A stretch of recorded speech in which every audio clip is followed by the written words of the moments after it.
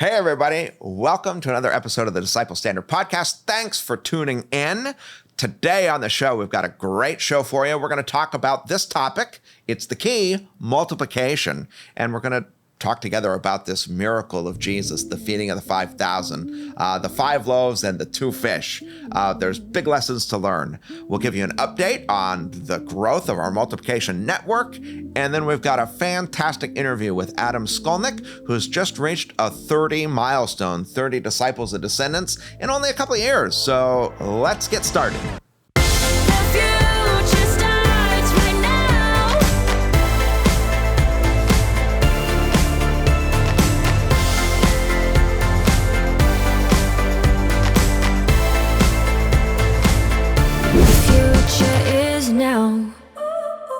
Okay, so everyone, welcome to today's episode. We're glad that you're joining us. I think we have a great episode for you today, and we're going to talk today more specifically about multiplication. This is a topic that I don't know. I don't think in Christian circles we talk about this near enough. There is a power that God uses in his church, and I think just uses in the world in general. Wherever God is, his blessings are being multiplied all over the place. And I don't think we talk about this enough. I mean, first of all, there's a power that enters our life that can transform us. And when we get to know Jesus, he can change everything about us. I often think about people's testimonies, Jake. They were once one way, and then Jesus came into their life, and now totally different. Power of a transformed life. Yeah. I'm sure, even for yourself, I know you've experienced that, the power of a transformed life. But then, after that, there's another power that comes in where we're empowered not only to be a receiver, but to be a giver. And I think actually this is something that more Christians need to know about as well.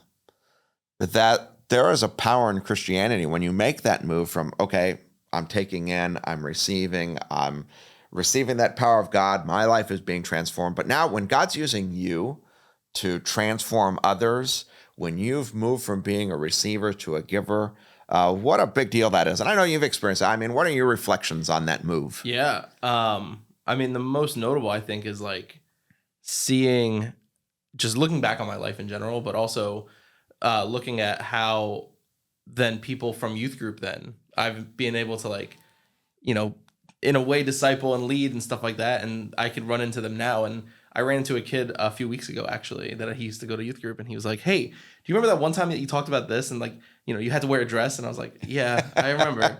But it was one of those impactful things that okay, I have no idea what kind of youth group that was, but all right. I don't remember doing it. But he did, and just being able to impact others like that. Yeah. It just gets that is so satisfying, I think, when we move from having been a receiver of something that's life-changing to now being a giver and being able to impart what's life-changing. And what a privilege. What a privilege that is. And I think that's it. But now here, there's still another, I'll just call it a third level of power in the Christian life when we begin to see our efforts multiplied, when God takes what we've given away and begins to now multiply that. And this is something I don't think Christians talk enough about, but the Bible is just chock full of this topic. Whether you go back to the very beginning of creation and you see that when God created human beings, he said, be fruitful and multiply. In fact, you just look at the creation around us. In fact, I was thinking about this. We're now in coronavirus. Just this pandemic that's taken over the world. And we just had our latest variant, Omicron. And it was just 2 weeks ago that people told us about Omicron. And I think I was reading yesterday that there's already 650,000 cases known in the United States.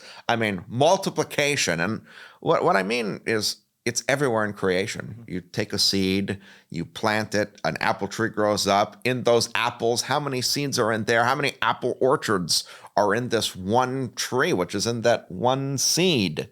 And this is just how God works. When his blessing is upon it, when he touches it, just in creation in general, there's multiplication. And anyway, I think as an example of the early church, which God's Spirit was clearly active and at work, there's a couple verses that I like coming back to. Acts chapter 6, verse 7. It says, the word of God kept on spreading, and the number of disciples in Jerusalem multiplied greatly. And just a couple chapters later, in Acts chapter 9, it says the church throughout all Judea and Galilee and Samaria had peace and was being built up, walking in the fear of the Lord and the comfort of the Holy Spirit. It multiplied. So there was this way individual disciples were multiplying, and then just a little later, churches are multiplying. And multiplication, such an important topic. And if you're a Christian and you don't realize that God can multiply what you do, that, if you're good soil and the seed, which is the word of God is implanted in you, and you receive the gospel, that as you begin to give away, that effort can be multiplied. If you don't understand that, we're just going to spend some more time talking about it. And so what I'd like to talk about today, Jake, one of my new favorite miracle stories, and I think when I say one of my new favorite miracle stories, actually this miracle story is in each one of the Gospels, Matthew, Mark, Luke, and John. And I think I have this right. The resurrection is really the other miracle story that's in each of the, Jesus' resurrection is in each of the other Gospels. And then this one stands out as the most prominent miracle in each of the four Gospels. So there's lessons here that Jesus obviously wants us to know, that God wants us to know. He wants us to really take in this miracle story. Let's spend some time talking through it. So I'll just start by reading from Matthew chapter 14, this miracle story. It says this: when Jesus heard what had happened, he withdrew by boat privately to a solitary place. And hearing of this, the crowds followed him on foot from the towns. When Jesus landed and saw a large crowd, he had compassion on them and healed their sick.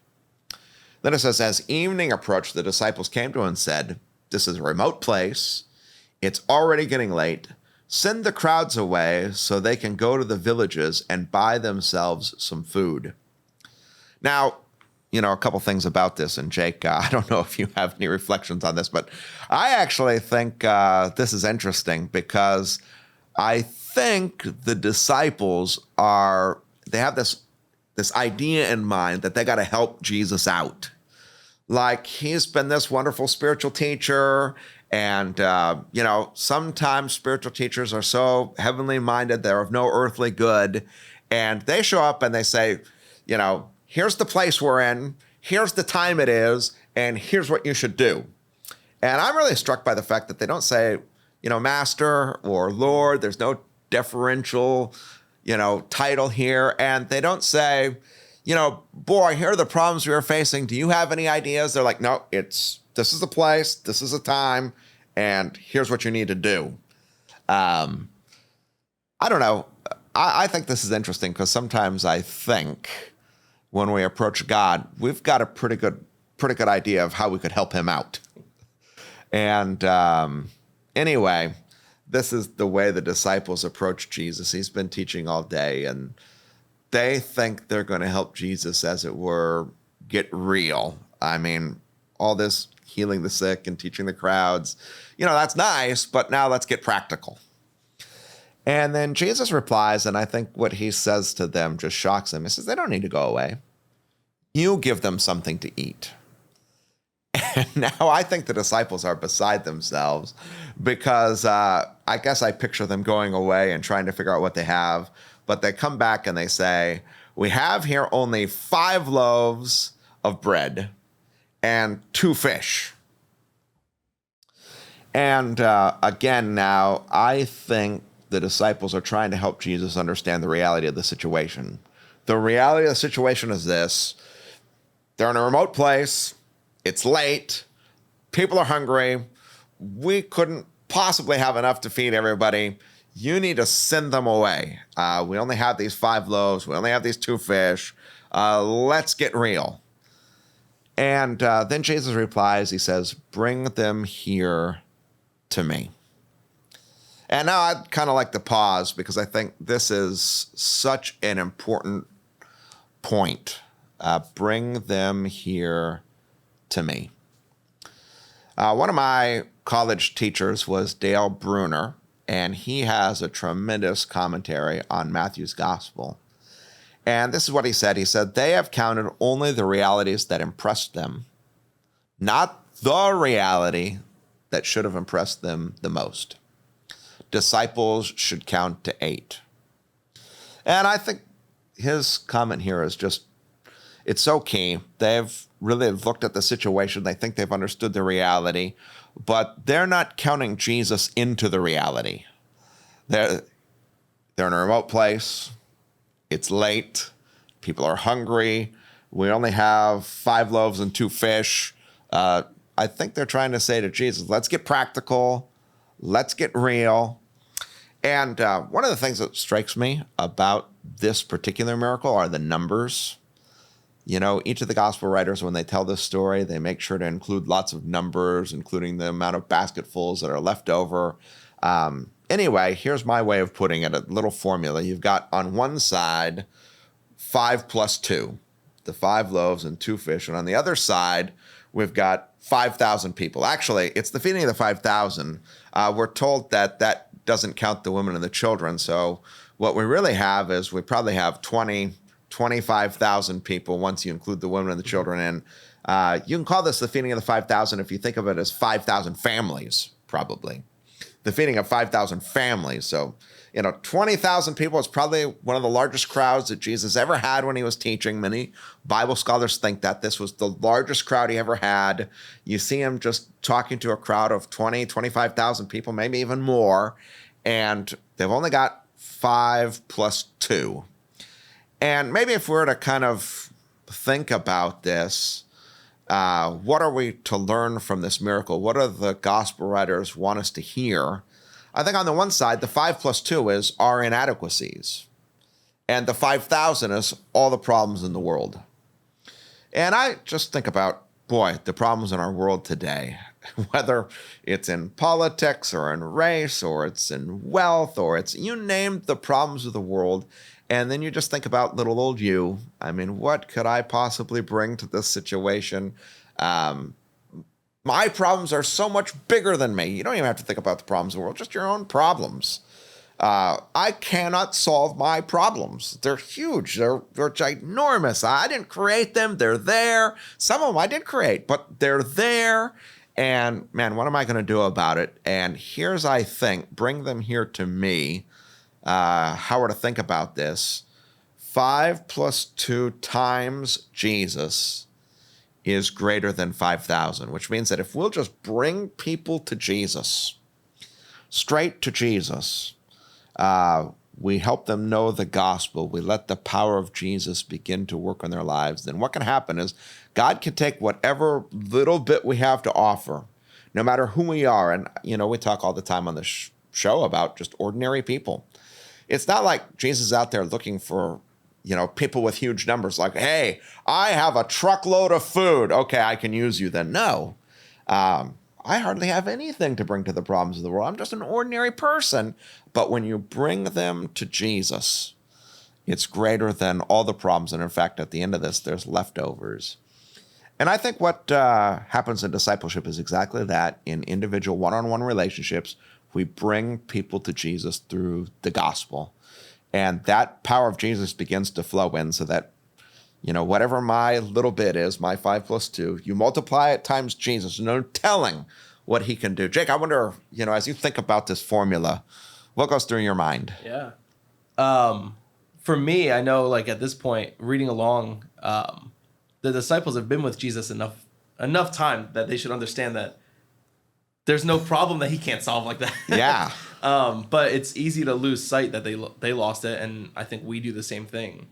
And when we surround ourselves with people, right, through discipleship or through just relationships in general, when we surround ourselves with people who can point us back to the right direction when we lose sight of who Jesus is, then we're reminded of that power that we have, that he gives us through this Holy Spirit. Right. And whether it's individual problems, maybe, because I think all of us have problems in our life, in our family, with relationships, with money. I mean, you name it, we all have problems. But whether you think individually or just even now more corporately, some of the problems that are there just in the world, I believe that when we bring people to Jesus, just the little bit of ordinary people brought to Jesus, no telling the extraordinary things that Jesus is going to do. And so, yeah, this is a real key. I think in discipleship, we're not bringing people to ourselves. We're not bringing people to church. I mean, there is a relationship. We do join church. What we're really doing is we're bringing people to Jesus. And that's why the gospel is the heart and center of what we do, because we bring people to Jesus. And probably if you're listening in, you know people who they have problems. They may feel totally inadequate. You know, everyone may wonder, well, what could this person do? Look, you don't have to go out and find somebody who's like a superstar. Just if you bring them to Jesus, Jesus can multiply whatever our inadequacies. Anyway, that's one of the lessons I think this passage teaches us. And now here's what happened. Beginning in verse 19, it says, he directed the people to sit down on the grass. Taking the 5 loaves and the 2 fish and looking up to heaven, he gave thanks and broke the loaves. So there's a way in which Jesus, you know, he blessed the little bit that was offered, the 5 and the 2. He gave thanks, he broke the loaves. It says, then he gave them to the disciples, and the disciples gave them to the people. They all ate and were satisfied. And the disciples picked up 12 basketfuls of broken pieces that were left over. The number of those who ate was about 5,000 men, besides women and children. So this line that is bolded and underlined here, then he gave them to the disciples, and the disciples gave them to the people. I don't know why, but I guess so many times when I just heard this miracle story, I had an assumption, just my mental picture, was that Jesus took the 5 loaves and the 2 fish, and maybe he turned around and he made a smorgasbord behind him of just like incredible truckloads of food, and then the disciples went up and took the food and then distributed it. But actually, that's not what the passage says happened. It says he took the loaves and broke it, and he gave that to the disciples. And then the disciples went out and gave it to the people. And one of the things that strikes me, and I think if you read Mark's gospel and Luke's gospel and John's gospel, it just even becomes more clear that the miracle didn't happen in Jesus' hands. It happened in his disciples' hands. And I think there's a lesson there that we should pay attention to. One of our catchphrases that we use with the multiply method is this, that disciples make disciples. So if you just read the Gospels, Jesus gathered 12 disciples, and in Matthew 28, the Great Commission, he told those disciples, go make disciples. If you're a disciple of Jesus, you're called to be a disciple maker. And this is how discipleship works. We use this verse all the time, 2 Timothy 2:2. That's our 2:22. The things you've heard me say in the presence of many witnesses, entrust to reliable people who will also be qualified to teach others. And we talk about the 4 generations from Paul to Timothy, from Timothy to reliable people, from reliable people who are qualified to teach others, to others, to others, to others, to others, all the way down until that discipleship chain made it to me and then to Jake. And, you know, it keeps going. We don't want to be the last link in the chain. Disciples, once you become a disciple of Jesus, you're called to be a disciple maker. And I think actually in the church today, this may come as a surprise that you personally, if you're a disciple of Jesus, are called to be a disciple maker. And I think one of the things, especially those who were never taught this, they don't know how. Like you may be listening and say, well, okay, if I wanted to go make a disciple, how do I do it? And I just say, listen, contact us. We'll teach you. We'll get you going. Anyway, we'd love to help you because we believe that God can multiply the little bit that you offer to Jesus. Anyway, here's the deal. Disciples make disciples. The miracle of multiplication, Jesus wants to do through us. And, you know, often we talk about this, the difference between spiritual addition and spiritual multiplication. Spiritual addition is this, that I go out and I just try to add myself. Like, I always use an example of what if I tried to reach one person a day for Christ? And I went out there and 365 days a year, each day, I'm reaching someone for Christ, so to speak, and I'm just trying to add people to the kingdom, those who know and receive Christ as their Savior. If you did that for 10 years and you were able every single day to add another person, that's 3,650 people, which would be awesome if it was plausible. But boy, I mean, if I went out and did it for every day, I wonder if I'd even reach 20 or 30 in 10-year period of time if I really devoted myself to it. And I think most of us, probably feel that way. But spiritual multiplication works differently. We encourage people to just reach 2 people per year, which means in the first year, it's just you and 2 other people. But then teach those people to, disciples make disciples. Teach them that. And so after the year is over, send them to go find 2 people and teach them to teach people that disciples make disciples. So they'll go reach 2 people. And anyway, if you were to multiply like this, it's in 10 years, 59,000 people, which I think is just so much easier to wrap your mind around. And I'll just bring up this topic, the difference between a centralized system, which our church operates on all the time, and a decentralized system. I believe that when Jesus was doing this miracle of the feeding of the 5,000, he was teaching us something about the way the church would work, that the miracle would happen in the disciples' hands.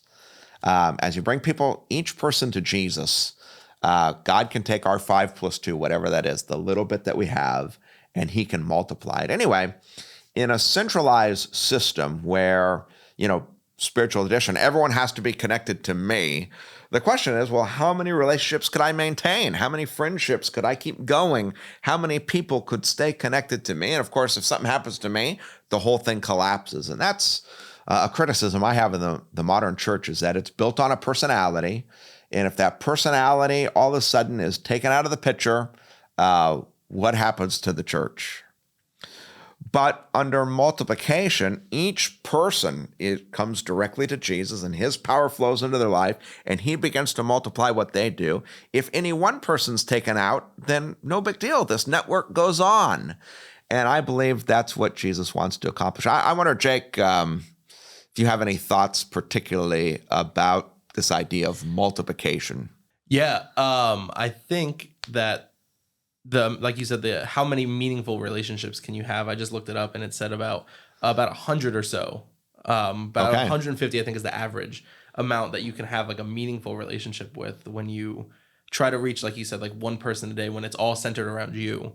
But when it's not centered around you, when it's decentralized, it doesn't matter. And like we were talking about earlier, like you could take yourself out and people, the connections will still be there. It'll still keep going. And I think that's like the coolest part, that, that's a lot of pressure to put on just you or just me or whoever, then putting it on everyone. It kind of gives us all accountability to each other. Yeah. And I love this phrase, disciples make disciples. I believe that God operates on a principle of multiplication.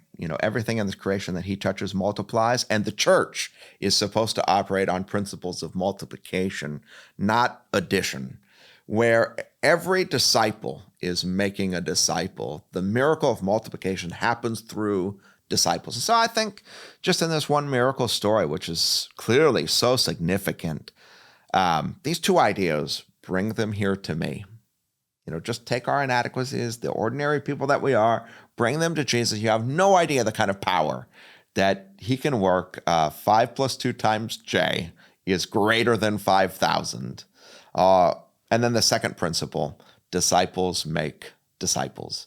And as long as disciples of Jesus realize that God calls them to become disciple makers, to join this movement, and that's what we're all about, you're going to see in just a moment, we're moving to the tipping point. We're adding disciples all the time, and this is the reason why. Anyway, I've queued it up, so let's move on to the next segment. This is the tipping point.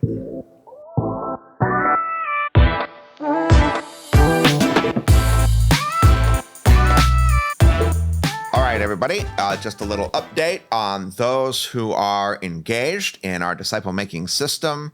I just want to recognize some who are making it happen. This week, we get to welcome 4 new disciples to our disciple making system. And I just think this is tremendous. If you've been watching all of our episodes now, you've seen this that every single week, more people are coming into discipleship and disciple making. And, Jake, this just, it floors me because it's not, maybe I've discipled some people, but the people I've discipled are discipling people. The people that they've discipled are discipling people. And so there's always new people coming into the system that, this is something that I'm not even a part of. It's just God's doing this in a decentralized way.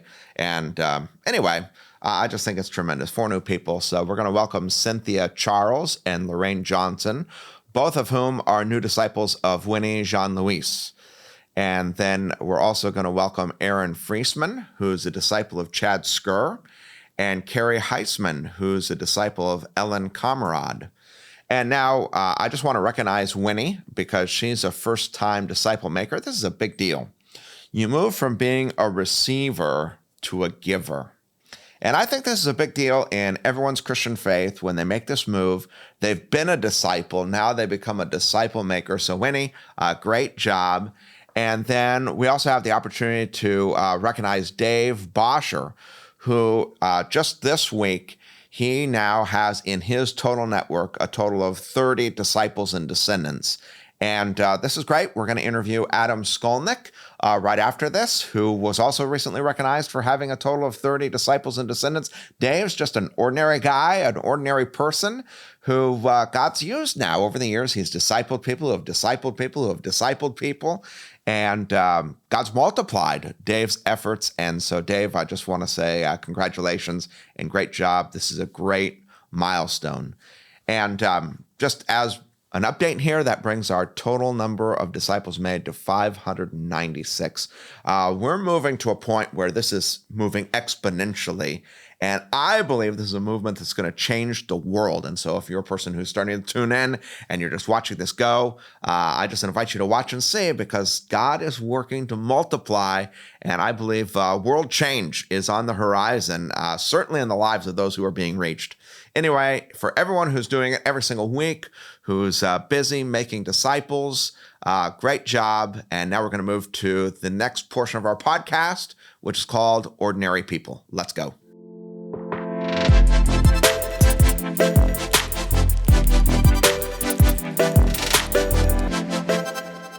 All right, so I'm here with Adam Sculnick, and this is a segment of our podcast we like to call Ordinary People. And Adam's just an ordinary person. In fact, why we have you on the podcast is you've now reached a total of 30 who are either disciples or descendants, which I think that's amazing. I often think about the parable of the sower and the soils, where the seed is sown and it falls on different soils, but when it falls on good soil, it multiplies. And the Bible says 30, 60, 100 times itself. And so I think just the fact that here in a couple of years of disciple making, already you've multiplied 30 times yourself. That is worth celebrating. So welcome to our show. We're glad that you're joining us. Adam, I guess I'd like to start. First of all, you're just an ordinary person. In fact, it's just a few years now that you've been a Christian. Maybe 4 or 5 years ago, you first came to Christ. Maybe tell us a little bit about your background and how you came to Christ. Yeah, absolutely. So first of all, thanks for having me. The end of this year will be 4 years since I walked into church. And I came to faith, I would say maybe 2 or 3 months after that. So we're almost at like 4 years. Yes. The experience that I had came out of a very, very dark time in my life. I was not doing well as a person. It's maybe a story that's longer than you have time for, but the Cliff Notes is that when you try to do things on your own and be the foundation that you stand on, it's weird because if you stand on yourself, you're not particularly stable. Houses don't hold themselves up. They have a foundation. Yeah. And so if you try to hold yourself up, it doesn't usually go well. And so there was this like clash almost between this life that I was positive I was capable of living and what was actually happening. All of the like plans that I made were just crumbling. My family was struggling. We were just having if you picked a part of your life you're supposed to have together at 31 years old, I did not. It didn't matter what you listed. I was not doing well. And what ended up happening was I came to the conclusion that even though I'd spent my whole life more or less being an atheist and knowing that Christianity was just awful and didn't need it, and there was no such thing as Jesus and people are wasting their time, at like 10 o'clock at night, I had my head in my hands. I was kind of sobbing. And I came to the conclusion that the only thing I hadn't tried yet was church. So I was going to try it. It was going to be awful. I knew that I was going to be able to prove everybody right, prove myself to be right, and that Christians were terrible. And so I was going to do it. So I said to my wife, I want to go to church. And she said, great, me too. Because apparently she'd been thinking about taking herself and the kids and just not going with me because, you don't bring an atheist to church. Or we didn't know that, but we do. Ironically, bring atheists to church now. But we didn't know that. We just figured you go if you're a Christian and you don't go if you're not. So we sat sort of in a back corner. I expected to, the old like joke is, you burst into flames when you walk in. I was pretty sure something like that would happen. Not that I would literally catch fire, Okay. but that someone would like call me out. Like, you don't belong here. What actually happened instead was I got handshakes and hugs and smiles. And when I sat in the back corner thinking I was sort of hidden and that no one could see me, the last person I expected to see me was God. And the entire sermon was about me. I know that I'm not like unique in that. I know a lot of people have that like story where the sermon seems to be written about them, but there was a very real moment about halfway through where I was pretty well convinced that my wife had called the pastor. His name was Bill. He has since moved to Michigan to lead a church up there. And I still think about like listening to Bill talk and I'm like, what is happening right now? Because everything he said, he was writing a sermon about transformation, and which I guess is fairly common around New Year's. And he was talking about how when your life is terrible and things are just bad and things are not going the right way, that's not the end of the road, that you have an opportunity and Christ is the opportunity. And it was just really interesting that the examples he was using couldn't possibly have been about me, but they were about me. And so I felt like something was happening there that I wanted to explore. And so at the time, my job didn't afford me every Sunday to be able to come. So my wife and the kids and I came every time I could. We ended up meeting Pastor Aaron, who was very much like me on stage. So I had a job where I was on stage as well. And his presentation style for preaching was similar to my personality. So I wanted to meet the guy. So after church, I went over to him and I said, hey, I really liked your sermon. He said, thanks. I don't think I know you. I was like, no, I'm Adam. I'm new here. I don't know if this is the right place for me or not. I'm just kind of figuring it out. I'm not a Christian. He goes, that's okay. Let's get lunch. Yeah. I was like, well, that's weird. Strangers don't ask other strangers to go to lunch, but something felt like I should accept. So I did. That was like unofficial discipleship. He was just kind of getting to know me and I was getting to know him. And after a couple of months of that, I said, so I've been thinking a lot about it and I think that I understand, maybe I don't. What is the rules? Like, where in the Bible does it say, here's the checklist for being a Christian? And he's like, well, there's not a checklist. But he went through what it means, which is essentially the gospel. He said, do you believe you're a sinner? Do you believe that Christ is the only person who can save you? And do you believe that you want to serve him with your life? So sin, salvation, service, right? I said yes to those three. He said, cool, you're in. So that happened over lunch at a Chinese restaurant. And the next thing he said was, well, so I think that we should like formalize your discipleship and help to grow your faith and help grow you spiritually. And he connected me with Pastor Jason, who I would never have spoken to otherwise. Like, aside from the fact that I just didn't make a habit of introducing myself to spiritual leaders at the time. Jason and I on the surface don't seem like we would get along. He doesn't come from the same kind of background that I do. He doesn't dress the same way that I do. He doesn't have the same friend group that so I would never have had a relationship with him, but right. Aaron connected us. I would say maybe God knew that I was going to have a relationship with Jason, who is now my best friend. He started discipling me through 222 Disciple. I guess we're like at 2 years now. Yeah. Okay. 2.5 years, something like that, since we started that. And almost immediately I had this awareness that like, this is where it's at. Like, this has to be the way that you learn stuff. Yeah. Because there's just too many people on a Sunday morning for when someone has a question.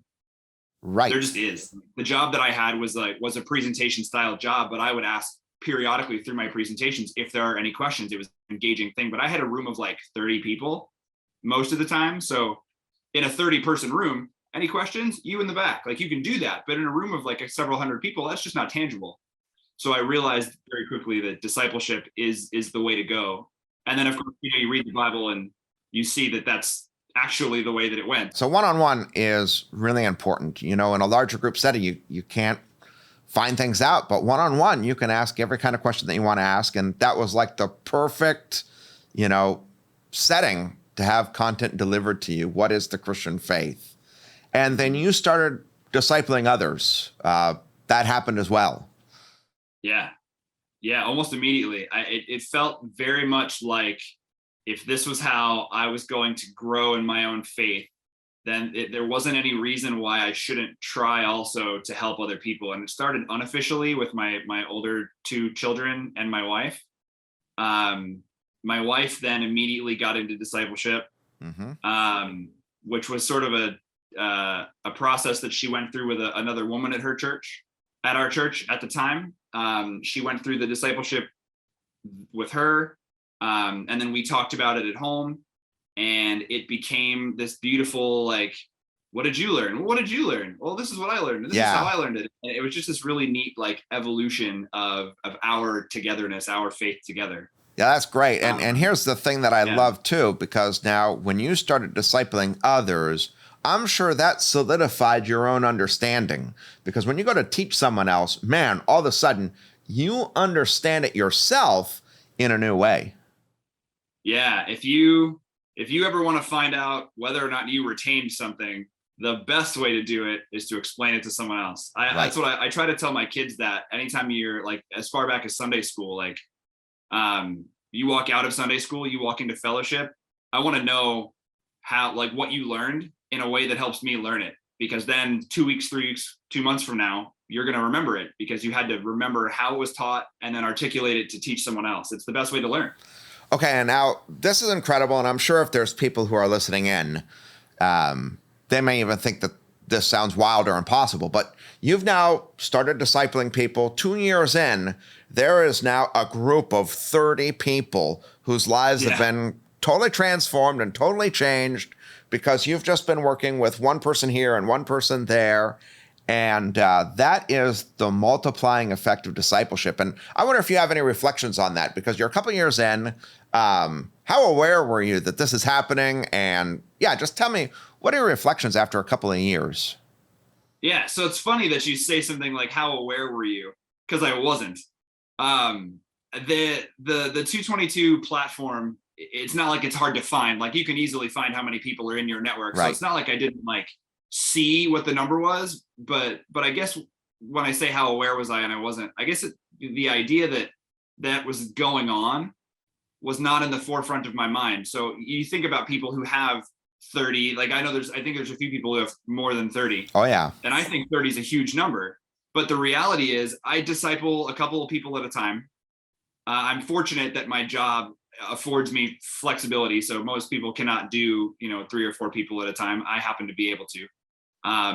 But I really only work with those couple of people at a time. I don't think about what like the descendants are do. Like, if you look at my network, I've got I think 2 rows of descendants now. I don't think about those people. I think about the people that I'm working with, the relationship that I'm building. I do a monthly check-in with the disciples that I've finished going through the whole 222 course load with. So I call them once a month and check in with how they're doing. And some of them are discipling people already and some of them aren't. And I don't think about the growth. So when I was told, this was just this past Sunday, I was told, hey, you hit 30. This is amazing. That's when you asked me to be on the show. I was like, did I? Because it's like, it's not a thing. Like right now, if you said, how many people have you discipled? I would say, well, right now I'm working with 3 people. That's usually how I respond. I don't think about the larger like effect that it's making. So it's impactful in a couple of ways to see how God is doing what he's doing, because it's an active process, but it's not like in a business where you sign people up and then you've got to work with them on what they're doing and then work with those people on what they're doing. You're not creating like a business culture around yourself. You're just working with an individual. Right. And the process kind of takes on a life of its own. The gospel is moving. And it's really awesome to think that like I was a part of it, but that God is doing the multiplying. There's a couple of people that I discipled via Zoom who live in other states. I've never even met in person those people, but I've never even seen pictures of the people they're discipling. So like it's gone so far now that if you said, can you list the people? I can maybe fill both hands with people that I can actually list. And then there's like 20, I guess mathematically it's easy right now. Both hands is 10. So there's 20 people that I've not met. And I think here's what's going to happen. The people that you've discipled, who've started discipling others, what's going to happen now is you're going to go from 30 to 60 and 60 to 100 before we even know it. Anyway, I'm super happy and proud of how God's using you. I think it's fantastic and wonderful. Want to encourage you to say, keep it up. And anyway, thanks for coming on the podcast. Everyone, I want to thank you again for joining us. And this is the end of our episode today, so we'll see you next time. Hey, thanks so much for tuning in to the Disciple Standard podcast. We're so glad you joined us. We encourage you to continue the conversation by joining us on social media. Also, if you want to learn more about the Multiply method or learn about how to take the Multiply pledge, we encourage you to join us on our website at multiply222.com. Have a great day.